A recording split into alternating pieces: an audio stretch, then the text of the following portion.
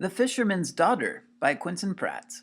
Once, long ago, there was a young lady named Emily. She was the daughter of a poor fisherman. Her mother was dead, and her family had very little money. Emily knew that because she was so poor and from such a low family, she would be lucky to marry even a poor old man.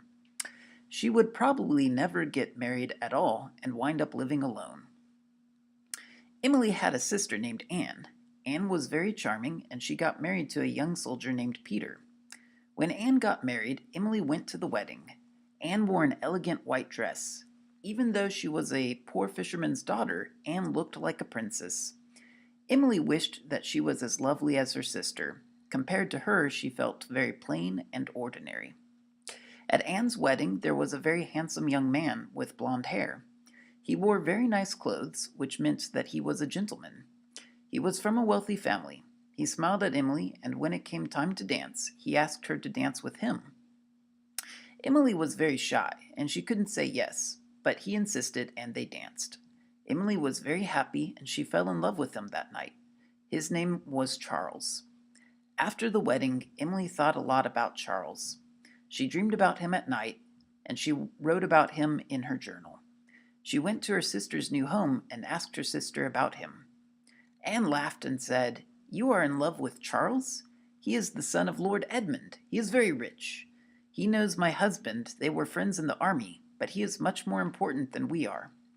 Do you think he would like the daughter of a poor fisherman? Put him out of your mind." In those days, class and rank were very important, and rich people almost never married poor people.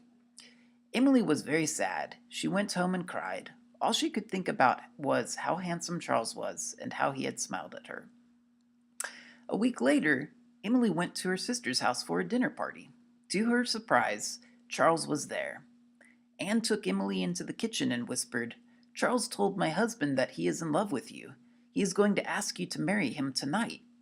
Emily asked, "But how can that be? Doesn't he know that I am only the daughter of a poor fisherman?" Anne said, "He doesn't care about your father or your money. He fell in love with you at first sight, and now you are all he can think about." Emily was elated. Her heart was full of joy, but her stomach was full of butterflies. At the dinner party, Charles said to Emily, "You are very beautiful. Do you think that I am handsome?" But Emily was too shy to talk, and she did not answer him. Charles said, "My father has a very nice house with a wonderful garden. Would you like to come and walk in the garden with me sometime?" But Emily was too shy to talk, and she did not answer him. Charles said, "I love horses. I have a great white stallion. Would you like to ride horses with me someday?" But Emily was too shy to talk, and she did not answer him. She wanted desperately to tell Charles yes to all of his questions, but she was too afraid. She could not talk. Anne said, "Answer him, Emily. You are being very rude." Charles became offended. He said, "I'm sorry, but I cannot sit here and look like a fool." Charles left at once and rode away on his white horse. Anne said, "You foolish girl! You could have had everything you ever wanted, but because of your cowardice, you have lost everything." Emily burst into tears and ran out of the house. She ran home and cried herself to sleep. In the morning, Emily woke up and looked out the window. It was raining and the sky was gray. She felt very sad.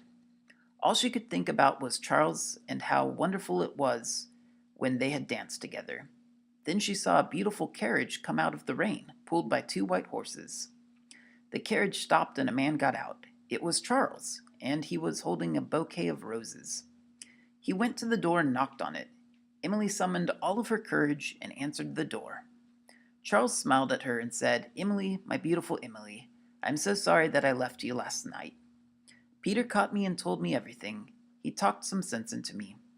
I thought you did not care for me the way that I care for you, but now I know that you were only made silent by shyness. I still want to marry you. Will you have me?" But to her great horror, Emily found again that she was too shy to speak.